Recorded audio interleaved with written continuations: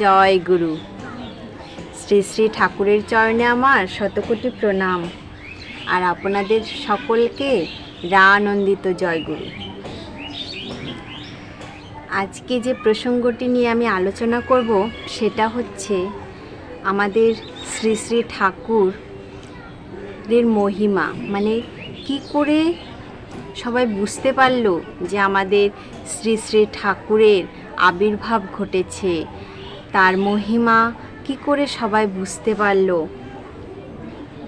তার মানে হচ্ছে শিশু অনুকূল চন্দ্রের মধ্যে কি করে সবাই ঠাকুর খুঁজে পেলেন।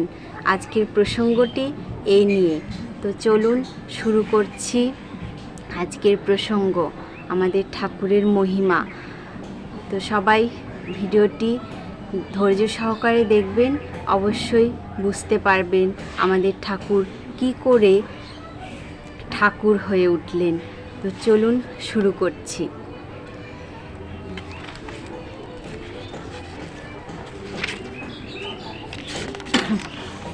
আমাদের ঠাকুরের শৈশব ও বাল্যকাল।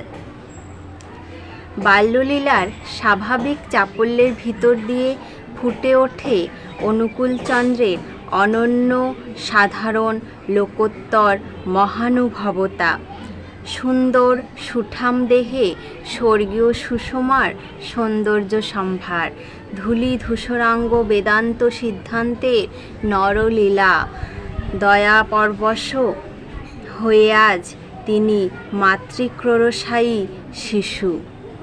আমাদের শ্রী শ্রী ঠাকুর অনুকূলচন্দ্র তখন মায়ের কোলে, যখন তার মহিমা প্রচার হলো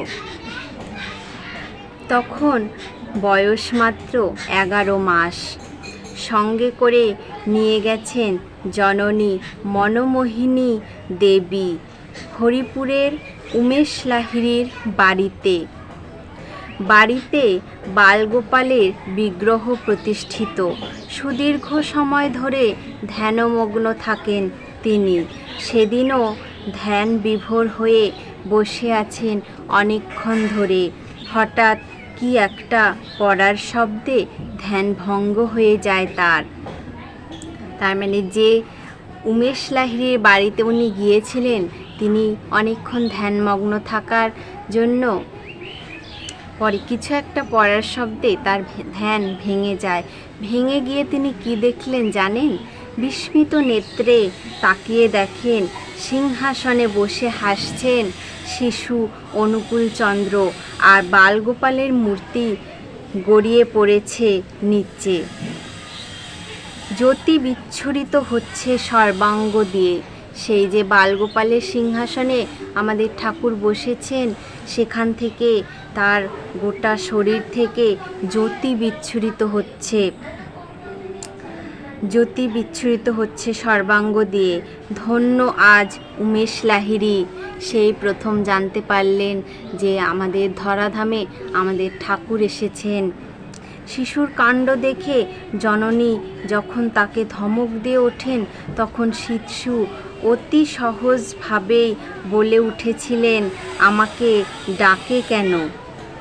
তার মানে যখন উমেশ লাহিড়ী ধ্যানমগ্ন ছিলেন, তখন তো সে ঠাকুরকে ডাকছিলেন।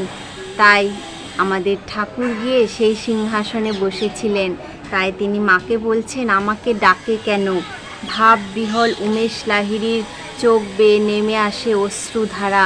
সার্থক হয়েছে আজ তার পূজা, ধন্য হয়েছে তার এ মানব জীবন।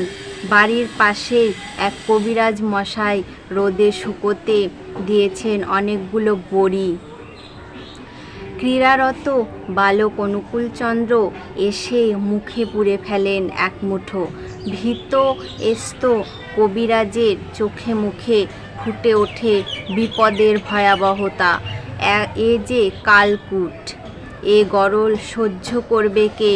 কিন্তু এ কি বালক অনুকূলচন্দ্র যে কবিরাজের দিকে তাকিয়ে খিলখিল করে হাসছেন? স্বয়ং নীলকণ্ঠই কি আজ ধরাতলে অবতীর্ণ, বিষাক্ত বিশ্বে অমৃতত্বের ভাগীরথী প্রবাহিত করে দিতে? তিনি তখন মাত্র 3 বছরের। পাশের বাড়িতে নবজাত শিশুকে দেখতে যাবেন জননী, সঙ্গে নিয়ে যেতে চান তাকেও। ওখানে গিয়ে কি হবে মা, ও আর কতদিন বাঁচবে? যে শিশুটিকে তার মা দেখতে যাবেন সে বললেন, ওখানে গিয়ে কি হবে মা, সে শিশুটি আর কতদিনই বা বাঁচবে? তাহলে দেখুন, তখন থেকেই আমাদের ঠাকুরের মহিমা শুরু হয়ে গেছে। সে সবই জানে, সবই বোঝে। বালকের সহজ ও স্বাভাবিক কণ্ঠস্বর শুনে চমকে ওঠেন মা। আর জন্মের ঠিক 18 দিনে উক্ত শিশুর পার্থিব লীলার অবসান ঘটে। বিস্মিত জননী শুধু ভাবেন অনুকূলচন্দ্রের কথা। তারপরে শুনুন, হিমায়তপুরে এসেছেন জটাজুট ধারী এক সন্ন্যাসী। পথে বালক অনুকূলচন্দ্রকে দেখেই চমকে ওঠেন তিনি। বালকের পেছনে পেছনে এসে উপস্থিত হন বাড়িতে। মাতা মনমোহিনী দেবী অভ্যর্থনা করেন সন্ন্যাসী, কিন্তু সন্ন্যাসীর ভ্রুক্ষেপ নেই সেদিকে। অশ্রুপূর্ণ নেত্রে তাকিয়ে থাকেন বালকের দিকে। গদগদ স্বরে বলে ওঠেন, ইনি কি সাধারণ বালক? সেই সন্ন্যাসীও বুঝতে পেরেছেন ইনি কোনো সাধারণ বালক নয়, এর মধ্যে আশ্চর্য কোনো শক্তি আছে। ভূভার লাঘব হেতু এর আবির্ভাব। সন্ন্যাসী ভিক্ষা করে নিজে হাতে ভোজ রান্না করে নিবেদন করেন তার বালক প্রভুকে, আর পরমানন্দে গ্রহণ করেন মহাপ্রসাদ স্বরূপ যা পড়ে থাকে তা। সন্ন্যাসীকে এমন করতে দেখে জননী যখন তাকে প্রতিনিবৃত্ত করতে চেষ্টা করে, তখন নতজানু অভিবাদনে করজোড়ে অশ্রু সজল নেত্রে প্রার্থনা জানালেন সন্ন্যাসী জননী দেবীর শ্রীচরণে। সারা জীবন ধরে বনে জঙ্গলে যার জন্যে ঘুরেছি, তার প্রসাদ হতে বঞ্চিত করবেন না মা। সন্ন্যাসীর কাতর প্রার্থনায় চুপ করে যান জননী। শিবচন্দ্রের গৃহে এমনতর বহু তেজস্বী সাধু সন্ন্যাসীর আগমন বিস্মিত করে তোলে গ্রামবাসীদের। তাহলে বুঝতে পারলেন আমাদের ঠাকুর তার মহিমা সেই ছোট্টবেলা থেকেই শুরু করে দিয়েছিলেন। যখন তিনি 1.5 বছরের ছিলেন, 1.5 বছরের ছিলেন, তখন থেকে তার মহিমা সবাই বুঝতে পেরেছিল। সেই উমেশ লাহিড়ী প্রথমে বুঝতে পেরেছিল যে সাধারণ বালক নয়, এর মধ্যে নিশ্চয়ই তো কোনো শক্তি আছে। ইনি আমাদের দেবতা, ইনি আমাদের ঠাকুর। তো আজকের ভিডিওটি এই পর্যন্তই। আবারও আসবো নতুন কোনো প্রসঙ্গ নিয়ে, নতুন কোনো ছোট গল্প নিয়ে। আজকের মতো সমাপ্ত। সকলে ভালো থাকবেন, সুস্থ থাকবেন। জয় গুরু।